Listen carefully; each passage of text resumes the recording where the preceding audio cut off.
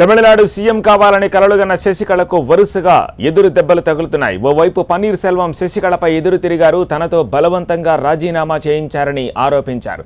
జయలలితను ఆసుపత్రిలో ఉండగా కనీసం ఒక్కసారి కూడా కలవనివ్వకుండా శశికళ కుట్ర చేశారని భగ్గుమన్నారు పన్నీర్ సెల్వం. విప్లవ నాయకి జయలలిత బాటలోనే తిరుగుబాటు బావుట ఎగరవేస్తున్నట్టు ప్రకటించారు. అన్నాడీఎంకేని ఎవ్వరూ చీల్చలేరని పదే పదే చెబుతూ వస్తున్నారు శశికళ. నిజానికి చిన్నమ్మ వెంట ఎంతమంది ఎమ్మెల్యేలు ఉంటారన్నది ప్రశ్నార్థకంగా మారింది. పన్నీర్ సెల్వం తిరుగుబాటు చేయడం, తనకు మెజారిటీ ఎమ్మెల్యేల మద్దతు ఉందని ప్రకటించడంతో శశికళ వర్గం బలగంపై అనుమానాలు వ్యక్తమవుతున్నాయి. తమిళనాడు గవర్నర్ చెన్నైకి వస్తే తప్ప శశికళ సీఎంగా పదవీ స్వీకారం చేయలేరు. ఈ తరుణంలో గవర్నర్ విద్యాసాగర్ రావు తీరు శశికళకు మింగుడు పడట్లేదు. అక్రమాస్తుల కేసులు, అవినీతి కేసులు శశికళను వెంటాడుతున్నాయి. వచ్చే సోమవారం శశికళ అక్రమాస్తుల కేసుకు సంబంధించి సుప్రీంకోర్టు తీర్పు వెలువరిస్తోంది. ఈ నేపథ్యంలోనే గవర్నర్ విద్యాసాగర్ రావు తమిళనాడులో పరిణామాలను నిశితంగా పరిశీలిస్తున్నట్టు కనిపిస్తోంది. ఇదే తరుణంలో బీజేపీ, డీఎంకే కూడా పన్నీర్ సెల్వంకు బాసటగా నిలుస్తారన్న వార్తలొస్తాయి. పన్నీర్ సంధించిన ప్రశ్నలకు సమాధానం చెప్పాలని సాక్షాత్తు డీఎంకే వర్కింగ్ ప్రెసిడెంట్ స్టాలిన్ శశికళను నిలదీస్తున్నారు. అక్రమాస్తుల కేసులో సుప్రీంకోర్టు తీర్పు వచ్చే వరకు ఆమెను సీఎం చెయ్యకూడదని డీఎంకే నేతలు డిమాండ్ చేస్తున్నారు. మరోవైపు పన్నీర్ సెల్వంను అడ్డు పెట్టుకుని పార్టీని చేల్చడానికి డీఎంకే ప్రయత్నిస్తోందని ఆరోపించారు శశికళ. అటు సోషల్ మీడియాలో కూడా శశికళకు వ్యతిరేకంగా పెద్ద ఎత్తున క్యాంపెయినింగ్ నడుస్తోంది. తాము ఓటు వేసింది జయలలితకు కానీ శశికళకు కాదని యూత్ పోస్టులు పెడుతున్నారు. ఓ పన్నీర్ సెల్వం ముఖ్యమంత్రిగా బాగా పనిచేశారని కితాబిస్తున్నారు. సోషల్ మీడియాలో ప్రజాభిప్రాయం కూడా శశికళ వర్గానికి ఇబ్బందికరంగానే మారింది.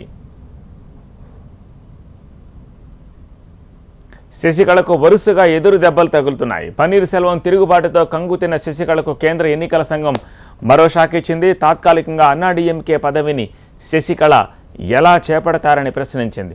తాత్కాలిక జనరల్ సెక్రటరీ పదవి అంటూ అన్నాడీఎంకేలో ఏమీ లేదని స్పష్టం చేసింది. ఇక జయలలిత మేనకోడలు దీప సొంత పార్టీ అంశం కూడా శశికళను ఇబ్బంది పెడుతోంది. పన్నీర్ సెల్వం కూడా దీపకు మద్దతు ప్రకటించడం కలకలం రేపింది. అటు మొదటి నుంచి శశికళను వ్యతిరేకిస్తోన్న పార్టీ రెబల్ నేత శశికళ పుష్ప ఇప్పటికే సుప్రీంకోర్టుకు వెళ్లారు. జయలలిత మరణం వెనుక కుట్ర ఉందని ఆమె పదే పదే ఆరోపించారు.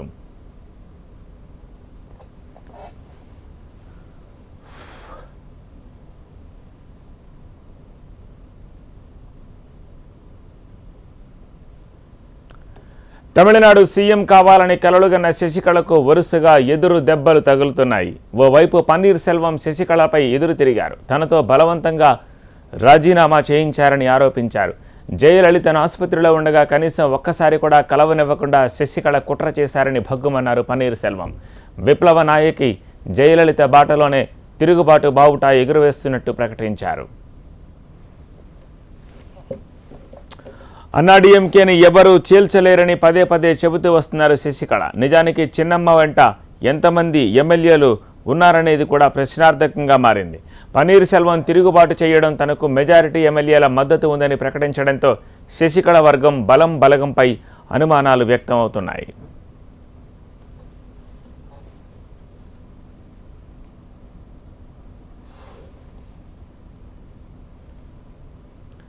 తమిళనాడు గవర్నర్ చెన్నైకి వస్తే తప్ప శశికళ సీఎంగా పదవీ స్వీకారం చేయలేరు.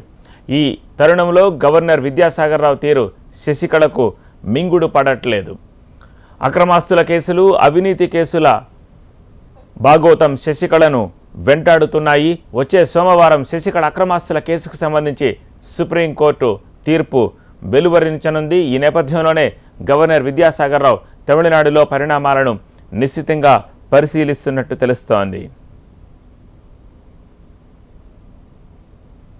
అన్నాడీఎంకే శాసనసభాపక్ష నేతగా తన పేరు ప్రకటించిన పన్నీర్ సెల్వం 48 గంటలు 2 రోజులు తిరిగేలోపే మాట మార్చేశారని పార్టీ ప్రధాన కార్యదర్శి శశికళ విమర్శించారు.